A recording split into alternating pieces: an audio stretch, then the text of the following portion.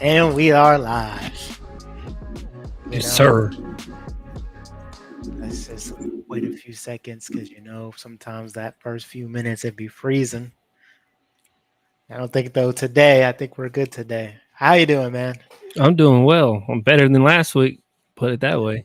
Yeah, you had me scared there. I had to put an SOS out, and then I had to let the people know you were sick. So I'm glad you're feeling better though. Yeah, you know how it goes. Kids start school, and then whatever germs they get from school, they pass it along. I got off, or what was it? Got a call from Marley's school. So I was like, "Oh, she's throwing up." Da, da, da, da. And I was like, "Dang." I was like, "All right." So then pick her up, and then a few hours later, I was like, "Oh snap!" I was like, "What is this?" I was like, "Oh no, it's the big one." No, I was playing, but no, I couldn't. I was like, something was a little off with me. I was like, maybe I ain't drink enough water today because it was like my head was hurting when I was like looking at the computer screens for work, And then from there, it just went downhill. I was like, oh man, I was like, I'm getting this migraine headache. I was like, it was bad, but I survived. I made it. Thank you for all the fans that was worried about me. I know some people was putting hearts out because boy was out here sick, but I'm better now. I'm better. Yeah, it was. We had some sick folks in this house too. I just stayed masked up like like I was in COVID I can protocol. I can see you coming out of the room like you're a surgeon and stuff, just like rubber gloves and face all masked up. It was like, "You good? You good? Yeah, You good?" And you're just like, "No, but I need some juice." And you're like, with the tongs, like barely grabbing the orange juice, and just six like, feet. Keep 6 feet away from me. "Oh, what is it on Monsters Inc? We got a 7019, 7019." You're like, here, barely placing the cup on the table. Like, there you go. Nope, no, no, don't come close yet. Wait, you gotta wait. Safe distance, 6 feet. Yeah, I was not trying to get sick. And then this morning when I was at the bus stop, I had one of those moments where I was like, I don't feel good. And I was like, nope. So as soon as I got to the house, I popped some Dayquil, drank like a gallon of OJ. I was feeling good. See, And, OJ's not my kryptonite or not my remedy. Is cranberry juice, mm, 100%, no cocktail. But you put that on, you pop that down that, put some sweats on, sweat it out. The next day, I'm a brand new man. yeah. So I feel good though today. It's going into the weekend. I definitely did not want to get sick because your boy is going to the Steelers game. I am super hyped to play the Jets this weekend. I got tickets, man, and I got a deal. So remember that site you was telling we went to the what was that, Ohio State game? Oh, No. the LSU Florida State Yeah, ticks, yeah. tick picks. Yeah, so they got a special ticket that you can get for certain teams on the NFL. They call it the fan experience, right? So technically, it's for the home team, so it's technically for the Jets. But So you get on the field, you do the yeah, flag and all that. yeah, Yeah. yeah. Get on the flag. You get 2 hours of free food, and yeah, they say you might meet a player. I don't know. Not that I really want to meet a Jets players. I'm a Steelers fan, whatever. And then you get the tickets, the actual seats included, and they're pretty good. So, we got the terrible towels. I'm gonna stuff them in. So when the game start, you're gonna be, Wah! So you catch your boy. You might see me on the national anthem like this in the Yeah, background. you're gonna be on. So You're gonna be on right before a commercial getting beat up by some Jets fans. Like, oh no, not my man AB. He out there getting stripped. Oh no, not this 1-2 piece. Oh no, I know that hurt. No, So I'm excited. I'm also in fantasy. I got a fantasy football league going, and my team is pretty good this year. So I'm really excited about that. But who's on your team? listen. This is the first. This is crazy because this is the first year I have not done fantasy. I chose not to do it this year. We needed like one or two more players, and I was about to text you, but then the guy that's running the church league was like, "Nah, we good with what we got." So I Yeah, was he like, was trying to make. Was it 8 man or 10? I think it's 10. Yeah, once you get to 12, that's a struggle. Like you got to be really, really, really good at if you do anything plus 10. Yeah, but my team name is excellent. It's called Devastating News. Woo! Cause you know why I named it that? Because when you play me, it's devastating news. You're about to catch this L. But let me name this roster for you. So I got my man Swaggy B as my starting quarterback, Joe Burrow. I got Williams. Boy, ice. Yeah, I got Williams as my running back from the Rams. Hold on. Let me just go to my teams. There we go. Sorry. I got Williams as my running back for the Rams. I got Swift as well. I Okay, got that's a good pickup. Metcalf as my receiver. I got Brown Um, from Detroit as a receiver. I had uh, Travis Kelsey as a tight end, but he's playing right now and it ain't looking too good. he Uh, engaged. He on that. I feel like Taylor Swift is on that Kim Kardashian curse. Like he is ever since he got with her, his play just tanked. well, I figure Kansas City didn't make too many moves this offseason on the receiver line, so he's probably still going to be their number one throwing option. So I feel like he's a solid pickup for points at least. I feel like he scores some of the most points for a tight end. Okay. Waddle from Miami. I got Denver's defense. I wanted Pittsburgh's, but someone had already drafted it. And then I got Green Bay's kicker. I just picked some random kicker because That's not bad. It's not bad. yeah, I got a solid team. Now I am projected to lose this week, but I It's don't only look at the numbers. it's only 1 week because Yeah, it's usually like if I'm not mistaken, like 15 weeks. I think it is something like that. 14, 15 weeks, and then they start playoffs. So you good. yeah. I mean, this guy's team's pretty good. I mean, he's got Lamar, Derrick Henry, Mm, Higgins, Flowers, mm, Steelers defense. mm. He has Chargers. So he's playing right. Chargers kicker who has 7 points as a kicker. That's crazy. Hey, see what you. The only bad thing about fantasy is like your loyalty to teams and stuff's out the window. Mm. Out. You just if you got a favorite team, it's out the window. Unless it's just like one of those teams you could really count on, like their defense, like throughout the whole season, out the window. You be Yeah. sitting there with Joe Burrow, and you be like, I don't know, he playing against the Ravens, he might not play good, and you be like, oh, I gotta switch him out. Yeah, I got my backup quarterback is Herbert from Chicago, not Chicago, from San Diego, or not San Diego, and they're in LA Like, now. Yeah, so I feel like I got a good choices there. I tried to basically make sure that if I don't have, if so I have to swap somebody out, it's still a reputable player. But as you get deeper in the draft, it gets harder. You're like looking these third string guys you've never heard of. You're like, I got to draft this guy. I don't even know who he is, but whatever. always go running back first. I learned that last year. I ended up winning the whole league. Always go running back first, unless you just got one one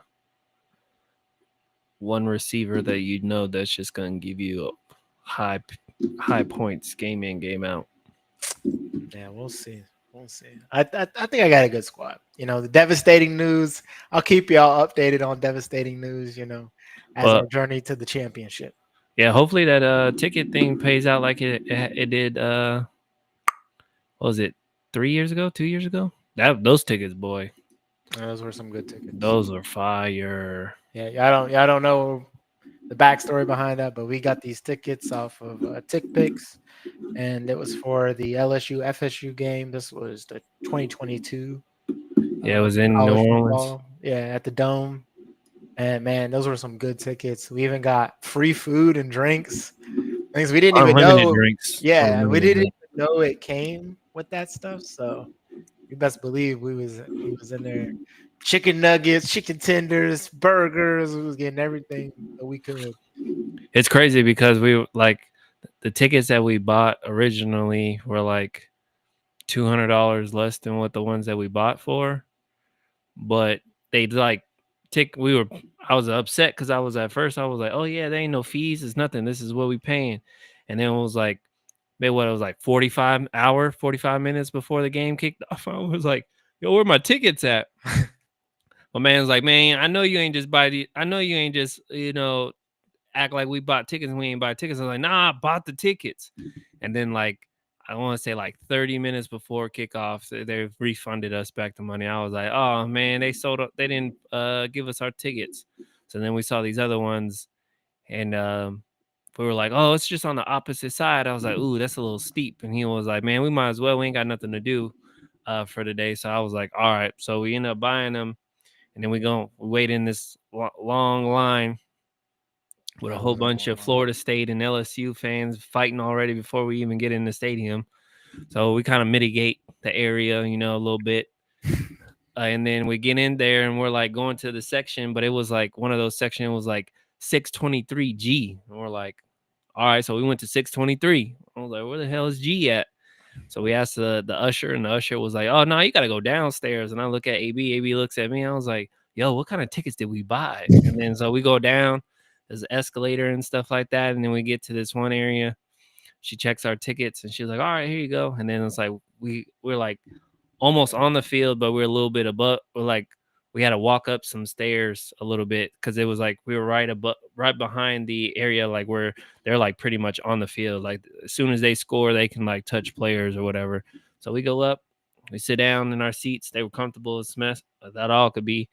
And then I was like, all right, I'll buy the first rounds. I was like a little sad because we spent a little extra money, and I was like, so I went down there, went to the bar, got us first few drinks or whatever, and I went to go give her my card, and she looked at me like I was crazy, and I was like, she was like, what are you doing? I was like, paying for my drinks. Like, what you mean? And she was like, nah, it's free. I was like, wait, say that again. She was like, yeah, it's free drinks. I was like, it's like I grabbed the drinks. I'm all shaking up. And I was like, "Where's security at? Security about to tackle me or something. I'm about to be on World Star here in a minute." And I sit all the way down and I look at AB and AB looks at me. He was like, "What's wrong with you?" I was like, "Bro," I was like, "These drinks were free." He was like, "You lying?" I was like, "Nah, these were free."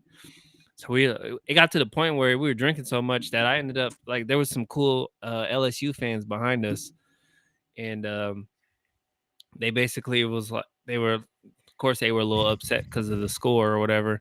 So I was like, hey, here you go, man. He was like, for real? I was like, yeah, man. I was like, he's free. I was like, he's already done. I was like, he ain't drinking no more. I was like, I'm 2 beers deep and I'm fisting 2 right now. So I was like, go ahead and just take him. He was like, oh snap. I was like, we ain't pay for him anyway. He was like, for real? So like during a little commercial, he like sneaks in, goes down. He's like, man, they got a bar and food and everything down there. I was like, I'll try to tell y'all, man. Look, trying to be nice to y'all.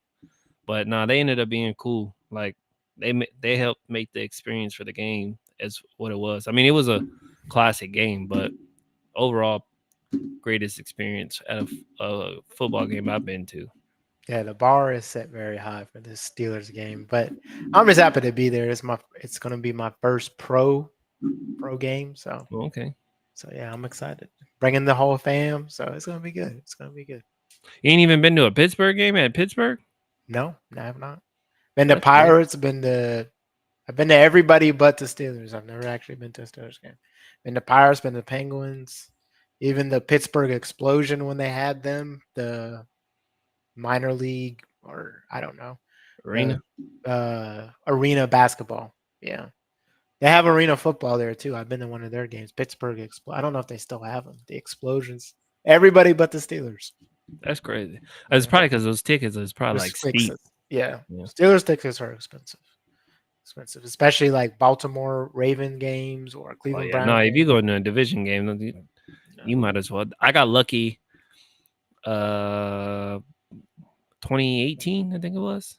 Mm-hmm. 2017, 2018. One of those years.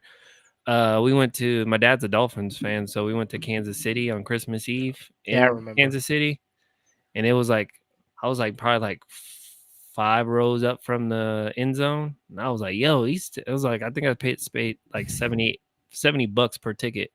I was like, "Yo, this is a steal." No, it wasn't. I know why it was cheap because it was cold in the mother damn.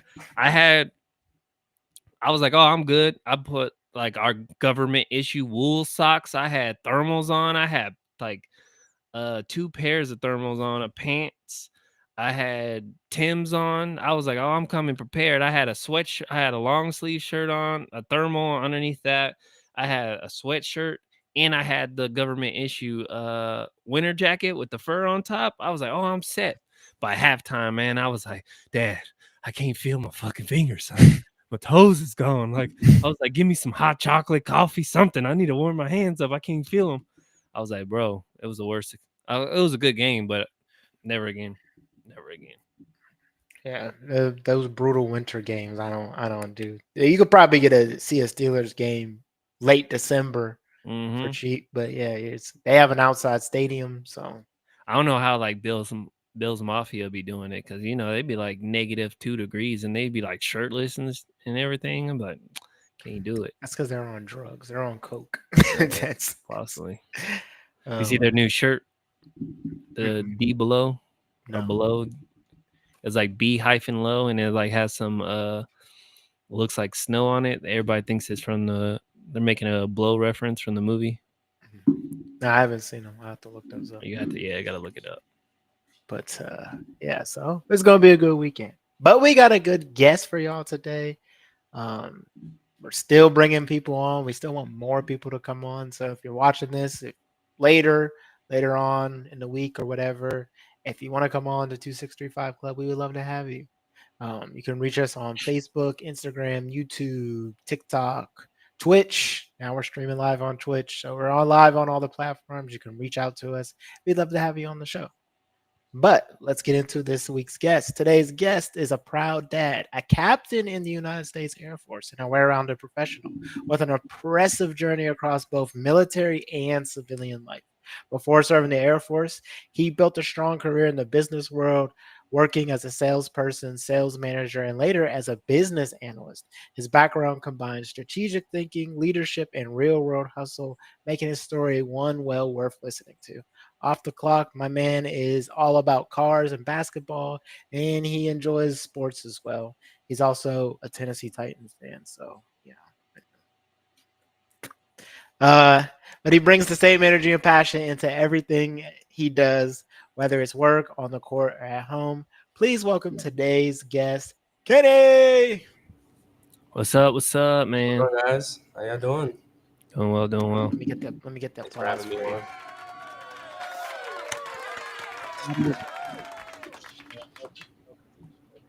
on. Oh, stop it.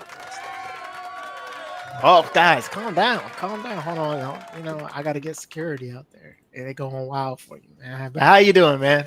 How's life Doing treating well. Doing well. Can't complain. That's what I say every day. Can't complain. you? Yeah. I Yeah. could, You but I won't. I mean, you could, but it wouldn't do you no good, right? Exactly. Yeah. Exactly. We know Uncle Sam how he works. You know, he ain't trying to hear it, but yeah. So I guess, you know, we have you on, and one of the first questions we ask all the guests on is and when did you join the 2635 club? So I guess you could tell us a little bit about your story and when you feel like you joined the club. Sure. Yeah. I mean, honestly, I feel like kind of joined the club, right out of high school. So my senior year, well, a little bit of background. So I'm an Army brat. Both my parents were in the Army. That's how they met.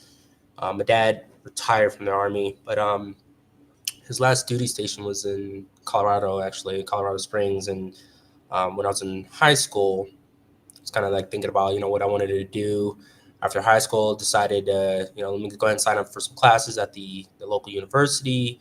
So I had my classes all registered for. Had the dorms, was good to go.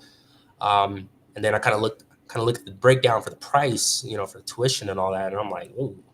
How am I going to pay for all this? And I'm like, yeah, get these loans, you can get these parent loans. And I'm like, up until that point, all I heard was like the horror stories, especially like, older millennials graduating college, the job market was trash. You're stuck paying back all these student loans. So I said, you know what, scrap that plan. I think I'm gonna join the military. My dad was like, yeah, you can join the reserves.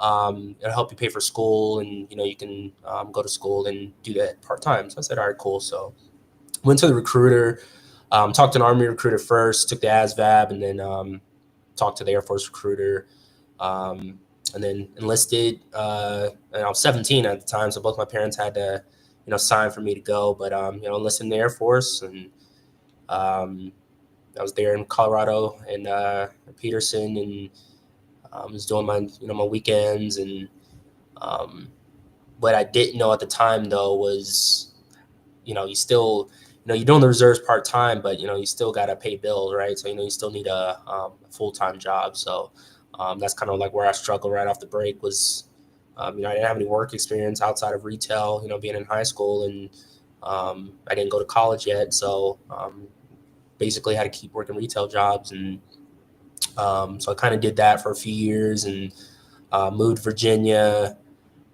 and just kind of got sick of just working restaurants, retail, and things like that. So I decided go ahead and go to school. So once my contract was over, went back to college full time. Was working full time, paying my way through college. By this point, I'm probably like 25, 26. So started going to college, and got my bachelor's degree. So this was around like 2016. Finished my bachelor's in business admin, and then got my first salary job. So I was a performance manager, so traveling and doing different things, and so that was cool. And then I transitioned into being a government contractor. So I was, became a business analyst and was working in DC and worked for the VA and a couple other places. And after a couple of years of that, job hopping, 'cause, a lot of these government contractor positions, pay you really well to get you in, but then once you're in there, it's, you're kind of capped, you need no real opportunity for promotions. They're not, Yeah. the raises are 1%, annual raise, 2%, stuff like that, and I'm like, you job hops, I was working for one, bounced over to, to Deloitte. I was working for Deloitte for a bit, and, again, offering a lot more money, but then once you get in there, it's, same old thing. So I just said, I'm living in Northern Virginia at the time, and, decent money up there, for the area is not really decent money, right? So constantly looking for the next opportunity. I just say, screw this. I need something a little bit more like stable, a little bit more secure. So I decided to commission. So I applied to OTS. This was 2019. So 2019, towards the end of 2019, I put in my package, and got reviewed, all that kind of stuff. And I'm like, all right, it's been submitted. Now just wait for the board to convene and get the results. Well, at the end of 2019, going into 2020, we all know what happened, COVID. So, we got put on lockdown. I'm still working at Deloitte at this time, but, we're fully remote. So I'm just chilling at the house, waiting for May of 2020 to find out, if I got accepted. And my recruiter called me, that day in May and said, hey, man, you got picked up, got selected. And that really just kind of changed my world. And then 2021 is when I went to Alabama, Maxwell, and did OTS my 8 weeks. And so, yeah. And so for the last 4 years, I've been a Air Force contracting officer and a couple PCSs, and and I'm here. So that's my career journey. A couple other things along the way, but I'll start there with the career journey. Okay, so I guess I got one question. So commissioning. So I'm assuming you started then your reserve journey as enlisted, and so why, when you returned, did you feel like you wanted to do the officer pass versus just returning to the enlisted, since you already had prior experience with one versus the other? Sure, yeah. So, and that's actually an easy question to answer. So, right around when I was graduating high school, my dad, so he was enlisted, and I think at that time he may have been maybe in, I would say 16, 17 years, and he was an E7. And he decided, hey, I'm going to go to school, get my bachelor's degree, and I'm going to do OCS, commission in the Army. So that's what he did. So right around, I think it was like less than a year after I graduated high school, he commissioned in the Army. So he went E to O. And so I saw his journey. I said, kind of got me thinking, maybe I should have did this, from the get-go, but it was kind of already too late. I was already enlisted by this point. So there was kind of like a little bug in my ear back then to, like, man, maybe I should have commissioned. But it just took me several years to kind of get my stuff together and actually get there. But, kind of long journey, a lot of twists and turns, but, I finally got there. But it was kind of like always a goal of mine since enlisting.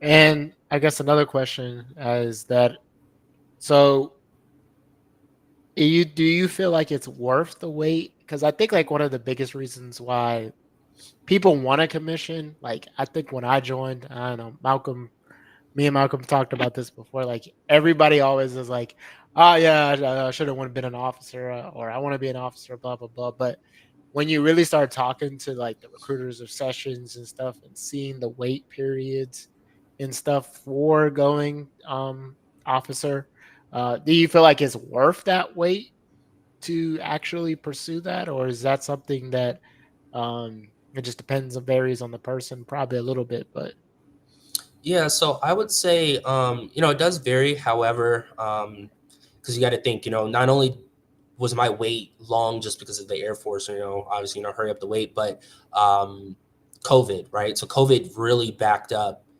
when I should have gone, because they basically cut the training pipeline in half and said, all right, we're going to do like half the amount of classes per year. So it was a long wait. I waited over a year from the time it was like a year and a half from the time I submitted my application to the time I actually went to OTS and commission. It was like a year and a half. So it was it was a pretty long time, but it was definitely worth the wait. I tell a lot of people, like, honestly, before you join the military, and this is the problem, right? With 18-year-olds coming out, they don't know what they want to do with their lives. They probably haven't done a lot of research in professions. Really look at all the opportunities out there, because there's a lot of opportunities to commission that go unapplied for, or very few people apply because people don't know about it. I didn't really know about ROTC. I heard about it. People did ROTC in high school, but I didn't realize what ROTC in college was until after I enlisted, right? So there's multiple paths, and I would definitely tell people, it depends on your goal. Some people want to commission just purely for the money. And if that's your goal, then yeah, it's definitely worth the money, or it's worth the wait for sure. Some people want to lead.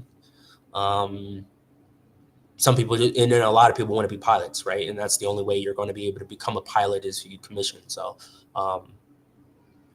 to me, it was definitely worth the wait for sure. I wish I would have did it right off the break. I wish I would have just went to college, did ROTC, and right out of high school and commissioned, a long time ago. But do you think that it made you more, I don't want to say successful, but more weathered because you went enlisted first and then went as an officer compared to someone that went straight into ROTC or into an officer program? Or do you think that is just that was your timeline, your path that you had to take? I would say it definitely made a big difference. So, growing up being an Army brat, right? So being around the military all my life, going and being enlisted.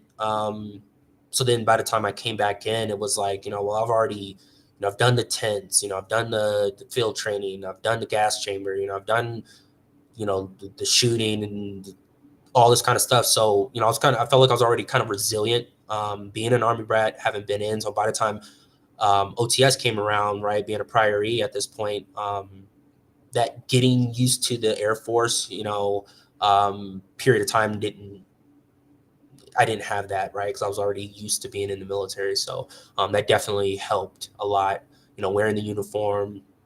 Well, I'd say that because when I got out, I've worn at this point 3 uniforms, right? So when I was coming back in, it was a completely, different uniform I never wore. But, the same principles are kind of there, right? Wearing my blues, all that kind of stuff. So that was already there. So there's a lot of transition into the military that a lot of people struggle with. That just wasn't, present for me. So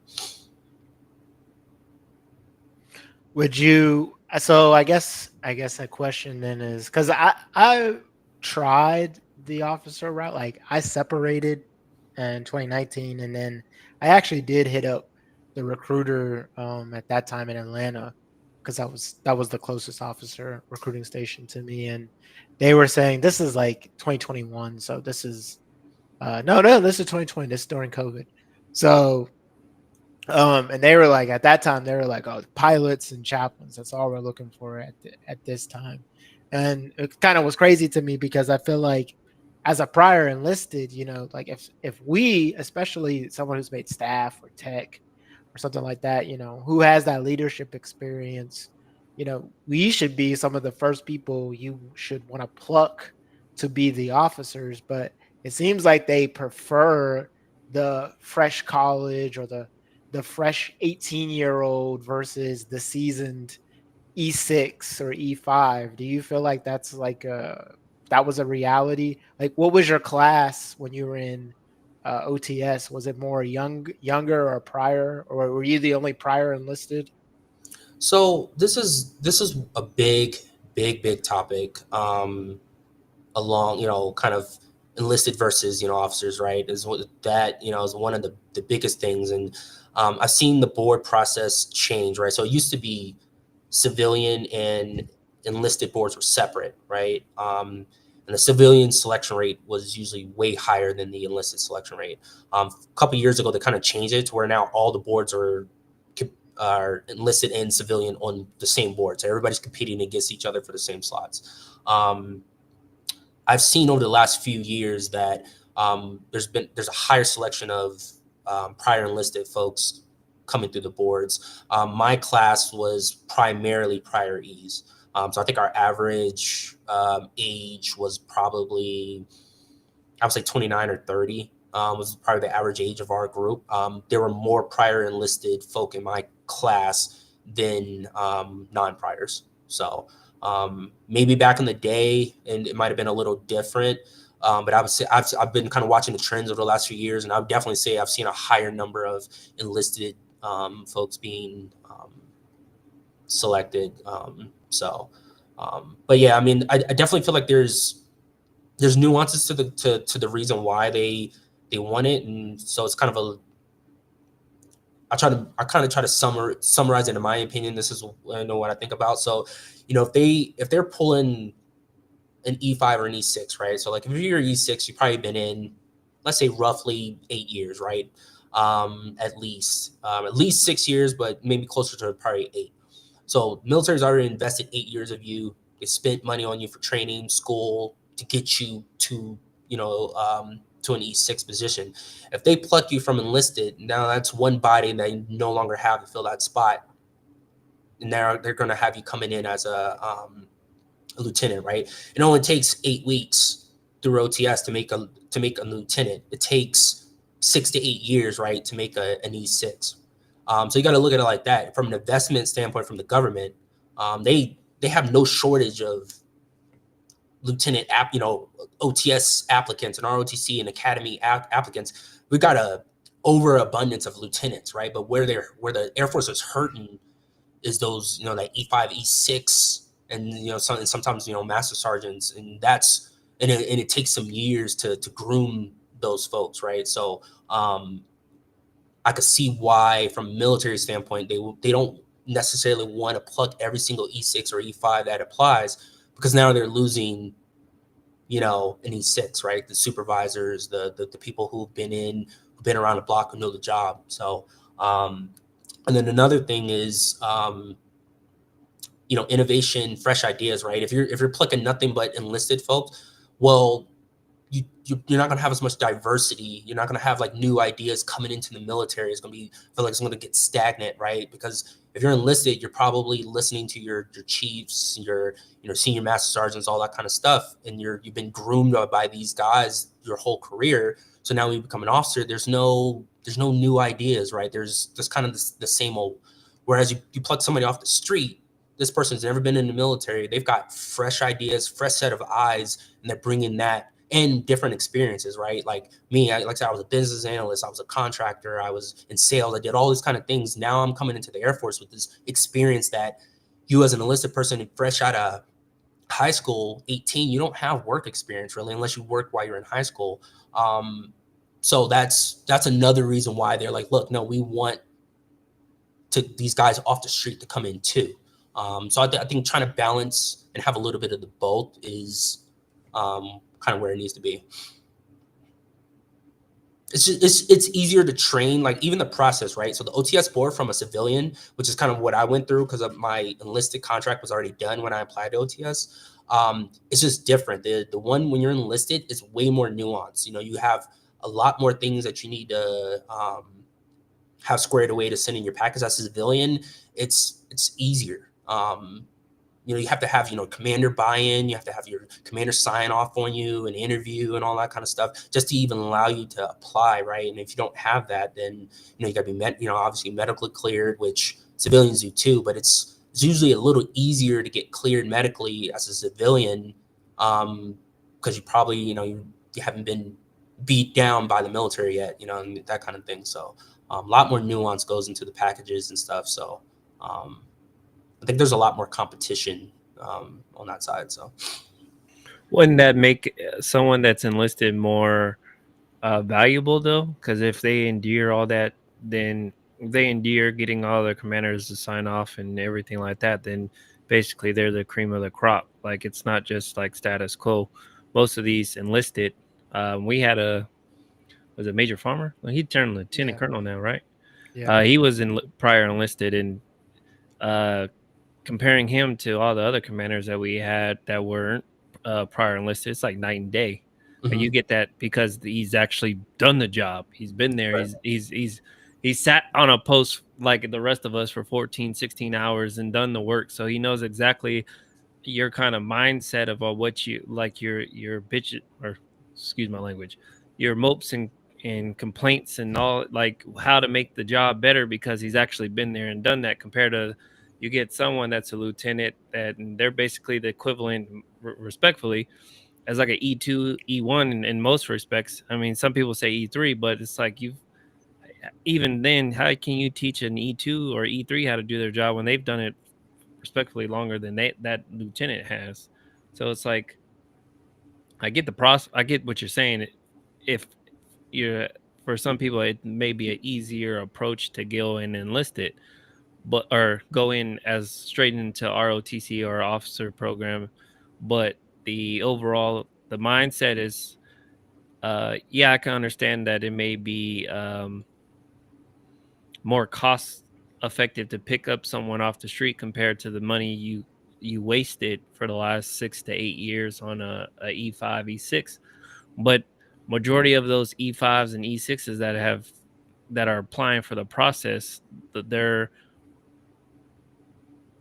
it's I would say it's not easier to train, but they already know the ins and outs of they see officers more than 99% of any civilians. They know the ins and outs, how to carry themselves and stuff in that nature, to where it's not necessarily that their mindset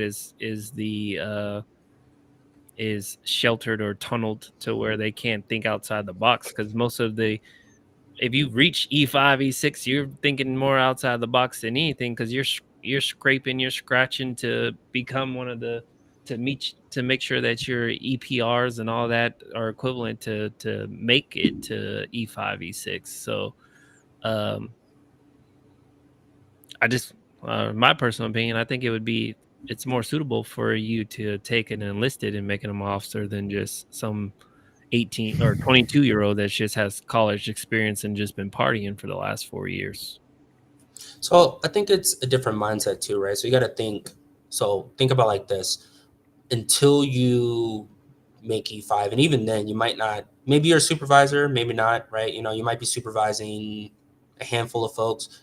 There are some career fields where when you're a lieutenant, you come out of OTS, you're commanding a flight, right? The bigger squadrons like LRS might command 100 folks, right? So you're not commanding just 10, 5 people, you're expected to lead right off the break, 20, 30, 50, 100 folks right off the break, right? And so the expectation is a lot higher on officers, right? And your training is designed for just leadership, right? So like as an enlisted person, your training for the most part up until like ALS is learning the job and just learning how to be an airman. Whereas an officer coming in from day one, you're learning how to be a leader. And so as officers, we're not looked at to be the technical experts. We're not looked at to be doing the day-to-day job, depending on what your career field is. My career field is a little different. I'm buying things, right? As a contracting officer, even as an officer, right? I'm actually doing the job day to day. But not every career is like that. Some careers are, again, leadership right off the jump. And so the training is different. Everybody thinks like, hey, because I've been in the military for 6 years, 7 years, I'm ready to be an officer. Not necessarily. You might have the you might have the military part down packed, and you might be really, really sharp. But that's not all that they're looking for when it comes to being an officer. But also on top of that, there's a lot of people ask me, hey, can you look at my packages, right? And so I've reviewed a lot of packages, and yeah, there's some sharp folks out there.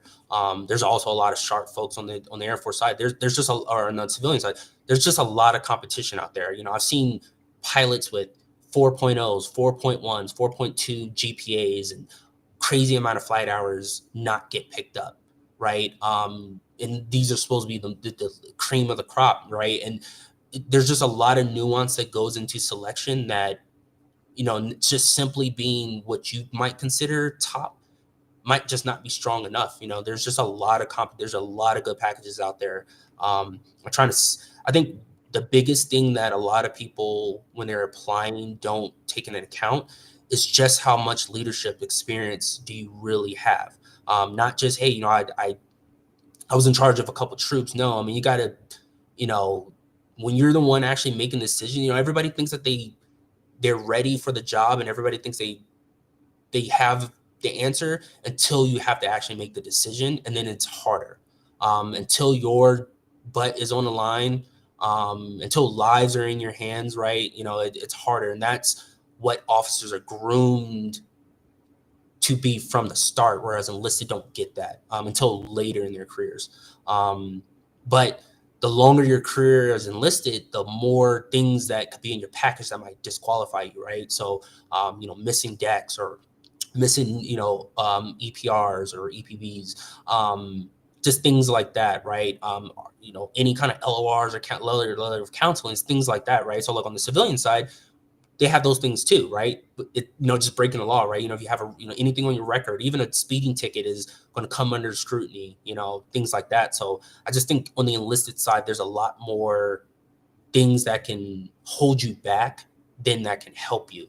And I don't think everybody looks at it that way. You have to be really, really, really sharp. All your T's crossed, all your I's dotted, because there's a lot of good packages out there. So I want to change gears a little and go into the family aspect of your life here. So you're a captain in the Air Force, but also a dad. So you have a family, and I guess I want to know my question would be is like what do you feel like, I guess, the hardest part of being the dad and being a military officer, and what advice would you give somebody who might even be considering starting a family but still being in the military? So there's a lot of people that get out, especially women. They have the babies and they leave after, but there are some people who commit to it. So so you're kind of one of the unique people who have been like, what, I'm taking me, I'm carrying my family. Do you feel like that's a benefit, and do you feel like, what advice would you give to somebody who is also considering that? Sure. Yeah. I mean, oh boy, I could talk about this for a while. I mean, again, being a military brat, right? So what you just spoke of, right? A lot of moms get out. So my mom, so I'm the youngest of 3 of my mom's kids. And so after my mom had me, she got out of the Army. And I know it's probably she didn't want to leave the Army, right? Gave her that stability. But she had a hard time trying to find daycare, especially for 3 kids, and then especially for an infant. So she got out, and I know that if she had a choice, she would have stayed in, and I know that's probably one of the things she regrets the most. So I think about that, and I think about how much she struggled the rest of her life, right? Not having that stability. And then on the flip side, I see my dad, right? So he was active duty back in the day, right? And then he got out, did the National Guard thing for a while. Again, had to find a full-time job outside of that, and struggled for a good bit. And then finally, when he went back active duty, that's when he, again, had that stability and he started doing well. I say that to say, like, it's hard out here, right? It's hard in the civilian world. And I see a lot and again, I was in the civilian for years, for over a decade, and I've seen the struggle. And I don't want to be in the civilian world, right? Especially not with everything that's going on. Jobs getting cut, people getting laid off. I don't have that problem being in the military, right? Unless they do some kind of like force reduction or something like that, But so that's like my main motivation, right? Is that stability to provide for my family, knowing that my job is secure and not having to worry about taking care of my family. So that's the main reason why I stay in the military. Is for that stability. Healthcare, right? It's expensive to have kids, right? People get sick. people got to go to the doctor, ER. When we moved to Florida, my son had ear infections left and right. He had to get tubes in his ears. That's money. That's a lot of money going to the ER every other week, or don't want to go to the doctor because you have to pay for it. And so I think being in the military is tough on families, right? But it's also a blessing because I don't lose any sleep at night knowing that they're going to be provided for. So that's kind of my thing. And like I said, I was a military brat. I got through it, and it sucked moving all the time. But hopefully, my kids are resilient and have fun with it. They're going to be with me all the way throughout the career, my career. So for the most part, so we'll hopefully they adapt to it. So. Yeah, hopefully they don't become like one of those. We used to have jokes at the gates, the people, the dependas that come to the gate. Do you know who my dad is? Yeah, one of them. What difficulties do you have being, in the military while having kids? Which factors do you think that is the most challenging? Yeah, so so a little bit of backstory. So I met my wife during COVID. So it was like 2020, close to the end of 2020, and so she was a single mom when I met her. So she had my son. My son was, I think, 8 months at the time. So I come into their lives. We get together. We got married. He turned 1, and so I was in his life ever since he was crawling essentially. And right off the break, so we got married in 21, and then a couple months later I went to OTS for 8 weeks. So that was tough, right? Number one, obviously, my wife missed me, but not knowing if my son would really remember me, right? Because like I said, I wasn't in his life the whole year and some change at this point. I was only in his life probably for like the last several months. And so I'm like, yeah, is he going to miss me?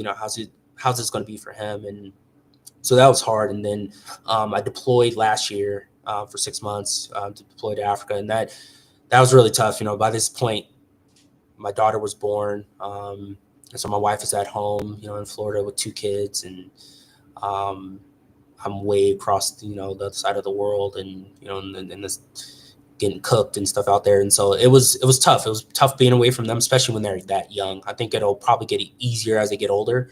Because I know, like, when I was a kid, my dad deployed. I didn't fully understand. I think I was in elementary school or middle school. He deployed, to Eastern Europe or whatever. And yeah, it sucked. I love my dad and missed him, and it's still hard, but it just sucks being away from them. And then it sucks having my wife having to do everything by herself and no support. Thankfully, AB and Monica were, in the area, and she had some kind of support down there, but, no family around, with 2 kids, it's definitely difficult. So. Yeah, I think definitely when a deployment is probably the hardest part of this military period, especially having a family. My first deployment, me and King Diamond, I went to Afghanistan. King Diamond and I was married at the time, so that was rough on him. Just being over there, and I think if you just any family period, you don't have to necessarily have a wife, a kid at home for it to be stressful. I know my mom was freaking out because here we are, 20 years old, 21 years old over there in Afghanistan. A place that's been on the news for the past 20 years as a death sentence for soldiers sometimes, depending on where you're going and stuff. So that just being on edge the whole time, that stuff does it does stuff to you. But I think really the not talked about part, or the hardest part, is the transition back. Yeah. For me, that definitely was like the hardest. Like, when you're in a deployed location and you're in a combat zone for 6 months, or you're wherever you're at, it doesn't even have to be, combat zone, but that coming back from there, like, your whole mindset's jacked up. You're used to being at work 15 hours, sweating, hot, agitated when you get off work, now you're back home. people are, trying to talk to you. They want you to go out and they want you to do stuff. And you're just like, I don't, it's just weird. It's just like your head isn't just in a whole different space. Right. So I feel like for me, that was the hardest part. Do you feel like the transition back was harder or the transition being gone was harder? Honestly, so the transition back wasn't as tough as I thought it was going to be. But again, I think you got to think, right? So being, if you're 20, 21, deploying for the first time, right? It's very different than being, 33, 34, having already been away from your family multiple times throughout your life. Again, dad's deployed, I've traveled all over the world. I've been away from family a lot. So I think for me, just being a little older, and then deploying and then come back was just a little different. But also, me and my wife talked every single day. We didn't miss a day. We talked a lot about everything else going on. I think prior to me leaving, we had gotten into a routine with kind of like with the kids and all that. And so as soon as I got back, it was I'm right back to the routine, right? I'm already prepared to jump right back into taking care of the kids because, like I said, we had a schedule, we had a routine, and so it made it easy to just jump back into what we already kind of had scheduled prior to me gone. So in some ways, it's almost kind of like I never really left when it comes to integrating back in a family. I think the hardest part of the transition, though, was just the surroundings, right? So, like I said, waking up, where I was, very smoky, dusty, hot every single day, or 100 degree, over 100 degrees every single day. At night, 2:00 in the mornings, 99 degrees. Like, and I come back, I'm in Florida, right? It's 75 degrees, and that was cold. That was cold to me. I was a little chilly in Florida, right? And so that, just kind of puts in perspective, like just how hot I was every single day. You never know what's going to pop off, right? Warnings, got to bunker down and stuff. There's been times where my wife was on the phone with me and alarm, got to go hit the bunkers and stuff like that. So, it's just, like you said, working, we work 6 days a week, but, working 6 days a week. And it just, all you're doing is just, you're waking up, working out, eating, rinse and repeat, right? Whatever hobbies you're going to have, but like, it's just like clockwork, right? And coming back home and just being able to do something else, just being able to go to the store, seeing somebody other than a military person, right? It's just, it's crazy. And then obviously where I was too was just a very, very poor country, and coming back to, the U.S. is just, it's a culture shock, right? So I think my surroundings, my environment was probably the hardest thing to come back from. Yeah. Yeah, I would agree. I would definitely agree. Coming back is definitely the hardest. And I'd also think, like, after you adapt, and return to, well, I guess a norm, sometimes you go like a little hard in the pain because you're back, and you're like, it's like you want to be back, like you never left, but it's like you did leave though. Yeah. And you can't get that 6 months back that, was gone. So from sometimes when I deploy twice, so sometimes when I come back, it's like new friend groups have been created with like people, you didn't know, or some people don't want to talk to you anymore. It was weird. It was like in some people's mind, you were erased from existence. Yeah. Yeah. I think the day I got back, went to the daycare with my, so I surprised my wife and the kids. She didn't know I was coming back, and my son ran up to me immediately. He was like, "Daddy, Daddy," but my daughter was a little kind of like, "What's going on?" Like a little apprehensive. I had to like, she kind of slowly walked over to me and to hug, and it was just, I think that was like one of the hardest things. Coming back was like to see, like, yeah, I've really been gone. Because I used to FaceTime them every day. They used to cry and, I want daddy, and all they could get was FaceTime. And, so coming back really hit me seeing her react like that, like, yeah, you were gone for 6 months, like you said, you're not going to get that back. She obviously kind of grew out of that, but it definitely took her a little bit of time to kind of get back to, all right, daddy's home, I can be myself again, kind of thing. So that was tough. Yeah. So one question we always ask on this show for everybody is if you could do one thing, anything right now, career change, open a business, doesn't matter what it is, what would you do? It'd probably be something in the entertainment realm, so something with movies, TV, or like music. Probably like I love music, and I love like the production of music, so I'm always like beatboxing or doing instrumentals, or like I'm always like listening to songs and doing like little instruments, and people are like, where is that from? And I'm like you don't remember that part of the song where it's like it changes to these instruments, like stuff like that. Like I love like production, so like something like that, or like acting, something along those lines. I can see you being in a movie. I don't know who as what, but I can see you being. Have you seen War of the Worlds, the Ice Cube one? Oh no, the new one? No. The real bad new one. I can see you being like one of the people he Zoom called. It was like, "Hey, the aliens are attacking," and you just seriously on the back end like, "Oh, I can't even remember his name. That movie was freaking awful." Just by the way, don't waste your time watching that on Amazon Prime. Ice Cube, you should be ashamed for being in something so atrocious. Yeah, it got ripped so bad. Yeah, it was bad. It was real bad. Have you seen it, Malcolm? No, I haven't seen it yet. Yeah, don't see it. I'll probably just watch it just to see if it's as bad as you say it is. I'm telling you, don't watch it, man. It's awful. Oh, okay.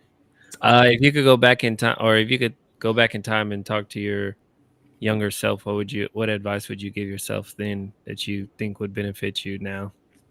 Go to school right after. I would have gone to school right out of high school. And it's it's crazy because I still have student loans now, and back then I used to think like, oh man, like these student loans are so, I would never get out of this debt, right? And I ended up getting student loans anyway.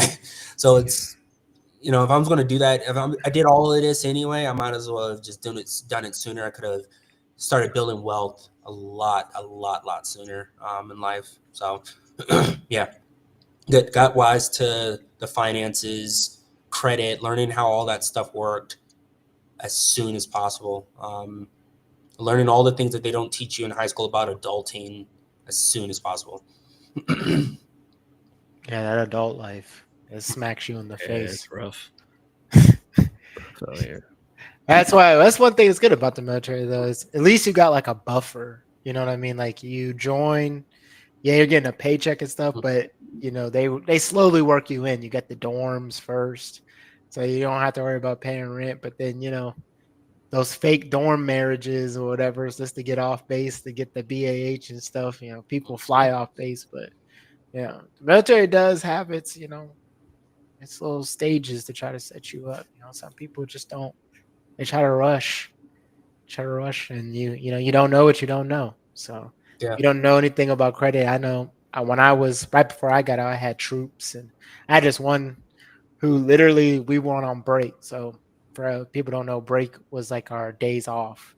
And over our 3-day break, he'd come back in and he was like, "Sergeant Booker, I almost bought a car this break." I was like, "Oh, what kind of car?" And he was like, "Oh, it was a truck. He wanted one of those Ford F-150s." They offered this man a 22% interest rate, and this dude almost signed for it. 22% interest rate, and he almost signed for it. The only reason why he didn't was because he called one of the airmen, and they were like, "Don't sign that." This dude was a lot older. He was still an airman, but he was an older dude, so he already knew. So, but yeah, you don't know what you don't know. He didn't know, so he just thought he was gonna get a truck. Yeah, you out here failing your troops out here, allowing them to sign 22% interest rates. Huh? Allow is a strong word there, my sir. How am I supposed to stop a grown man from signing a 22% interest? According to the squadron, that's what you're supposed to do as an NCO. You're supposed to be there at every moment, around every corner. Like, yo, what are you doing? Yeah, right. I'm gonna be, next. I should have been out like on the roof of the building, looking with binoculars, Yeah. looking down, and I'm like, Batman. Then you yeah, Dark Knight it. Pacing every dealership in the area. yeah, If I see you pull up. yeah. If I see you even going to that parking lot, you're LOR, LOC. So, but Yeah, I mean, I definitely think the military does have a lot of things out there. The problem is not everybody utilizes the military for the full benefits, right? There's a lot of things people just leave on the table that could do a lot. And I think yeah, that's it's, very you true. know, if you come out of high school and just go straight into the workforce, depending on what you do versus going to military, I definitely think you can be set up a lot nicer in the military than not. It just depends. It depends on, what kind of family support you have and how well do you utilize. Like I said, if you're one of the airmen who gets in there and is partying out, straight off the break, or getting a 22% interest car, getting married just to get out of the dorms, that type of stuff, yeah, you're going to probably have a rough time. But, if you get in there and really use the military for what it all can do for you, it definitely could set you up a lot easier than just trying to figure it out yourself, out here in the civilian world. So Yeah, you can definitely be down bad out here if you don't know, especially like in those major cities. Like I'm in New York, and we're super expensive, and people love the hustle and the grind out here. I'll tell you that. And it don't matter what. I'll be at a stoplight. They be selling water, fruit, chips. trying to clean your windshields. Yeah, they try to everything do you it. could think of to hustle. Somebody's out there doing it. Yeah, somebody's out there They doing gotta it. do what They you gotta do. they got to. They rent 8 times their income. They got to, So Yeah, I don't get it. Living in a box, I don't. we could have a whole have a whole episode talking about New York. The trade-off is just all the things to do and people to meet. It's just. It's the culture of New York. Like, Yeah. I think what hooks you in is like when you get here and you're like, dang, I could go anywhere and do basically anything. Yeah. And like, it's the real first. I feel like there's like people are from all walks of life, but if you're from like a small town, you grew up in a small country town or wherever.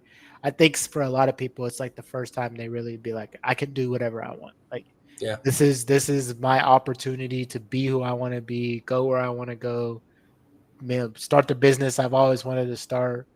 And so I definitely understand the lure, but you gotta want it. You gotta hustle. You gotta want it. And that kind of goes back to what Malcolm we were talking when he asked me the question, like, what would you, or I think it was, no, you asked me what do I want to do, if I could do anything. And I thought a lot about, like I said, pursuing the acting thing back in the day, right? Coming out of high school. But the problem is you hear about all those people, selling everything they got, or throwing all their stuff in the cars, just getting on the bus, going to LA, and they're sleeping in their cars, or they're couch surfing and waiting, bussing tables, trying to make it to auditions. And, very rare, the percentage of people who actually make it and are successful in the industry is so abysmal that it just, I never wanted it bad enough to actually try and grind and do that.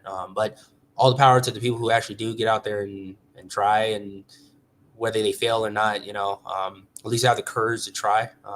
Because I was like, nah, I want something a little bit more practical, something a little bit more stable. So, I went to the military. But yeah, dream would have been relocate to LA and grind and struggle until you make it, but that's just not those first 3 acting gigs in the background being a bodyguard number 6 getting paid $500. Yeah, you're an extra. You're doing some very, very small time, guy with his camera shooting the movie, or on stage doing play, whatever the case may be. And I was like, I don't think I'm built for that struggle. So yeah, I got a friend actually, and then we'll exit out. But I got a friend that actually he's been extras in movies for like the past 6 months. He's actually, for some reason, his career is like progressing though. He was in a TV show, the Mayors of Kingston.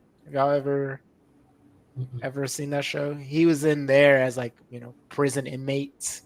And I guess the company he worked for, they were Pete Davidson and Zoe Kravitz were shooting some movie just this summer in Pittsburgh. And he was an extra. He was an FBI agent in that movie. So, but he said he was only getting paid like $500 for the whole shoot. And that might last like 2 months.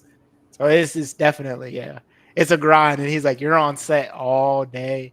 He's like, I'm like, hey, now he's just doing it because he just saw it on Indeed and applied for it. And they're like, yeah, you look like you could be an FBI agent, and then brought him in. But you know what I mean? Like for somebody who's like trying to actually make it, like this is the money I gotta, use to eat. Yeah, that's a brutal grind, man. So Yeah. Shout out to somebody who does, the people who do that, because it ain't easy. Now you do get free food on the set though, so I guess you ain't starving.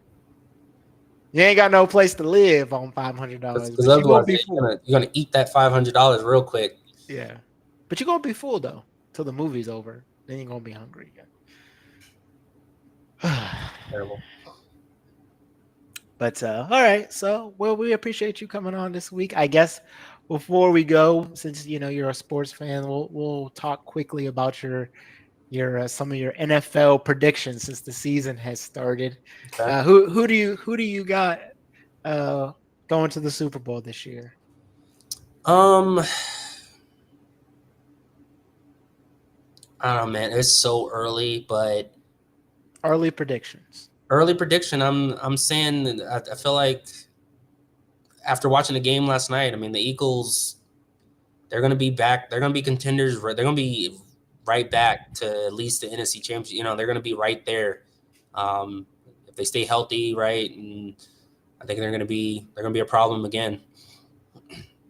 Okay, and then for the AFC.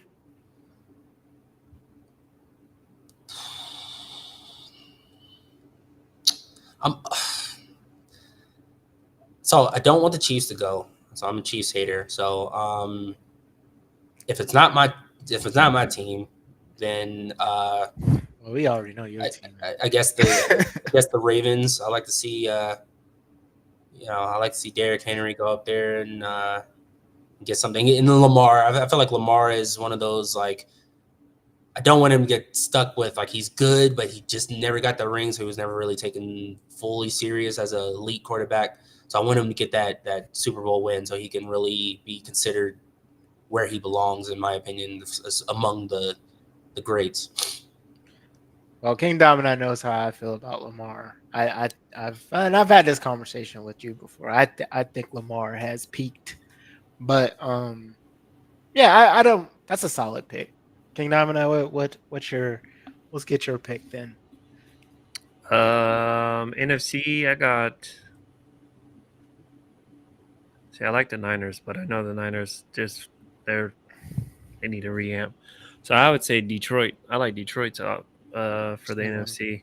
I think with Philly's transactions and trades, I think it's going to hurt them. I mean, it's inevitable. They won the Super Bowl. Everybody wants to get paid, so they had to lose some assets. But I think Detroit, they have everyone healthy now. I think they're going to make noise. And then for the AFC, it's either going to be Baltimore or it's going to be Buffalo. Okay. For me, I got the Eagles did look pretty good last night. I did watch that game. I just feel like it's super hard to repeat. I don't feel like it is hard to repeat. But if anyone's got the roster still to do it, I feel like the Eagles has got it. So I wouldn't be.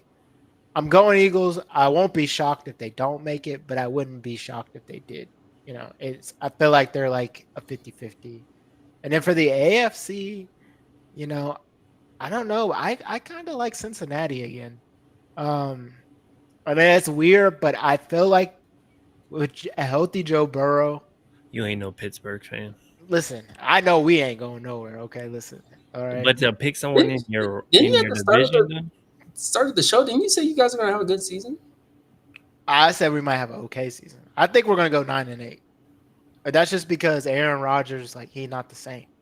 And then they let half the team, the offense, go to get Aaron Rodgers, and they really didn't replace him with good pieces. I mean, like DJ Metcalf is okay. They let go of Pickens. I think that was stupid because we needed receivers. They let go of Najee Harris. So who does Aaron Rodgers have to throw to? Throw to Metcalf every game? It's not going to work out. And I don't think Aaron Rodgers is. We'll see how good he is. And I used to love Aaron Rodgers. I used to think he was the best quarterback in the NFL, but he's just not the same no more. But somebody that is that Joe Burrow, man. He's cold. He just gotta. They need a better offensive line. So if they can keep him from getting sacked, they gonna go places, man. No, they need a defense. What you talking about? I feel like they've had the same. They've had elite receivers. They've had like a pretty decent team this whole time. They're not getting it done. It's not going to happen because they let him get hurt. They let him get hit. But they let him get hit way too much. How much more do you think they really need for them to be contenders? Right? It's going to take. I think they would have went to the Super Bowl 2 years ago if he would have been healthy. Because they went to the AFC Championship game, and they really only lost that game because this man kept getting hit. If your best player cannot be getting sacked, and what did that year? He got sacked like 50 or 60 times that season. Imagine Tom Brady getting beat down like that. That's the key. Don't bring up the GOAT. Don't bring up the GOAT. But what I'm saying is New England was really good because they didn't let Brady get hurt. They didn't let anyone ever touch Brady.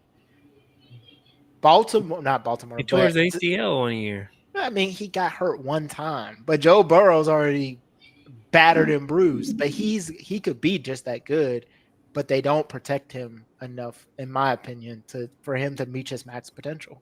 He's got way more potential than Lamar. That's for sure. I don't agree with that.